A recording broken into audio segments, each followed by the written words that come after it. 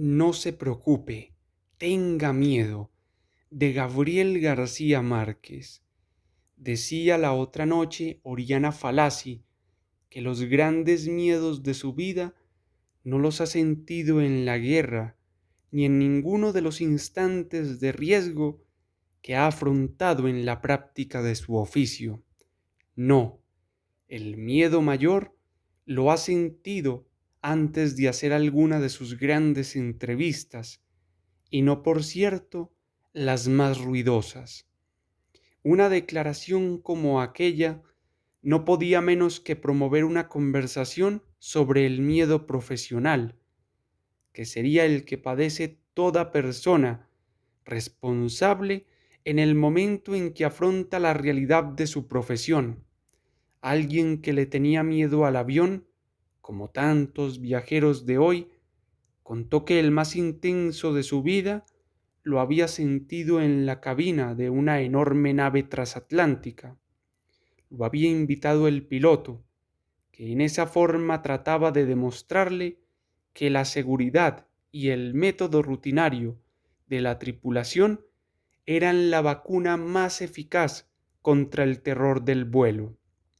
La demostración fue muy convincente, hasta el instante en que el avión se colocó en la cabecera de la pista y la torre de control dio la orden de despegue. Entonces, tanto el piloto como el copiloto hicieron una pausa instantánea en su trabajo y se santiguaron al unísono.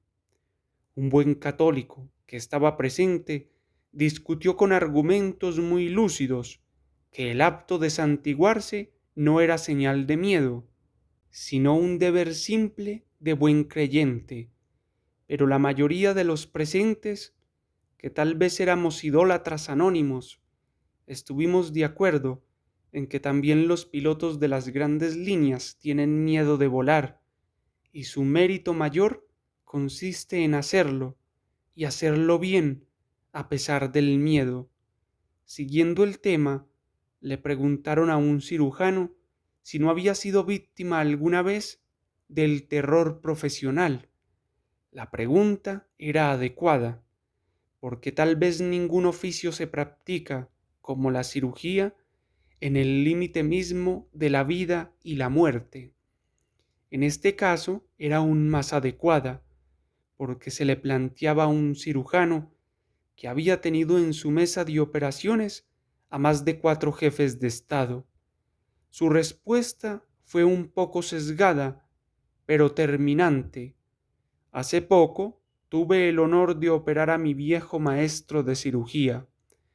Por ese camino, desde luego, la conversación siguió en torno a todos los miedos imaginables, y la conclusión final fue que todo profesional serio, lo confiese o no, tiene casi el deber de sentir miedo en el momento de las grandes responsabilidades del oficio. De paso, se contaron muchas anécdotas demostrativas de que no es cierto, como tanto se dice y se repite, que todo miedo es en el fondo el miedo a la muerte. Para muchos hay uno peor, el miedo escénico, es decir, ese temor de hablar en público, que sólo quienes lo padecemos sin remedio conocemos hasta qué extremo de confusión puede conducir. Aun quienes logran dominarlo están amenazados por acciones imprevistas. Uno de nuestros contertulios, que había sido presidente de la República, contó que en cierta ocasión, mientras improvisaba un discurso, olvidó por completo el nombre del agasajado, que se encontraba al lado suyo. No solo no pudo recordar el nombre en aquel momento, sino que lo olvidó muchos años después, cuando nos refirió la anécdota. Por cierto, que entre los miedos de que no se habló, habría que incluir en un renglón el miedo de no recordar los nombres de las personas conocidas que uno encuentra de pronto, sobre todo cuando éstas no son tan compasivas como para sacarnos del apuro, sino todo lo contrario.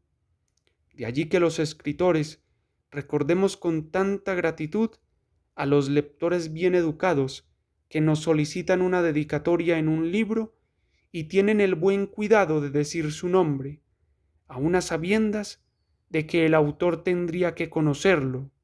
Hombre, les dice uno con alivio infinito, ¿cómo se te ocurre que no vaya a recordar cómo te llamabas? Pues en realidad no hay un aprieto más aterrador que el de estar con un libro abierto y una pluma en la mano frente a alguien que espera en silencio una dedicatoria cordial. Hay un recurso, preguntar el nombre pero sin levantar la vista, pero nunca falta alguien que diga, ¿cómo vas a saberlo si ni siquiera me has mirado? Y entonces uno levanta la vista y se encuentra con el pavor de ver un rostro conocido cuyo nombre se ha borrado para siempre de la memoria.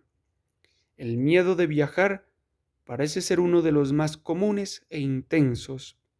No me refiero al miedo de los riesgos materiales del viaje, sino a esos aletazos metafísicos que lo despiertan a uno más temprano que de costumbre el día previsto para emprender el viaje.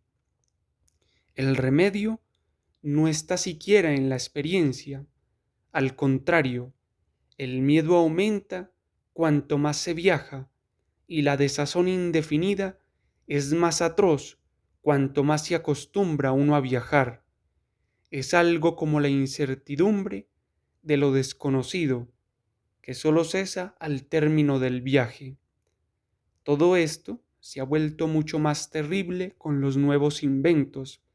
Antes, cuando se andaba en medios de transporte a la escala humana, uno sentía que se alejaba de su casa con el alma en su armario, pero ahora no. Uno atraviesa el Atlántico en 12 horas y llega al otro lado con la certidumbre desapacible de haber llegado solo con el cuerpo, mientras el alma sigue viajando a la saga por sus propios medios y a una velocidad mucho más racional, a lomos de una mula. A veces pasa uno hasta 8 días como perdido en una bruma de irrealidad, arrastrando el cuerpo vacío que llegó en el avión hasta el instante feliz en que por fin el alma acaba de llegar. En aquella conversación que varias veces alcanzó la atención del juego de la verdad, no podía faltar quien recordara el miedo más antiguo y oscuro de la especie humana, el miedo del amor. No fueron muchos hombres los que admitieron sentirlo en toda experiencia nueva, como si fuera la primera vez, pero los pocos que no le tenían miedo al miedo estuvieron de acuerdo en que no hay miedo más irreprimible y deprimible. Lo que pasa, dijo una señora al borde de la madurez, es que cuanto más inteligente se es, más miedo se tiene, de modo que el ser humano más inteligente le tiene miedo a todo, y, sobre todo, por supuesto, a la muerte. Sin embargo, la conversación había terminado. Nadie tuvo el valor de confesar su miedo a la muerte. Yo, por mi parte, me conformé con admitir que el sentimiento más nítido que me suscita la idea de mi muerte no es tanto de miedo como de rabia por su tremenda injusticia.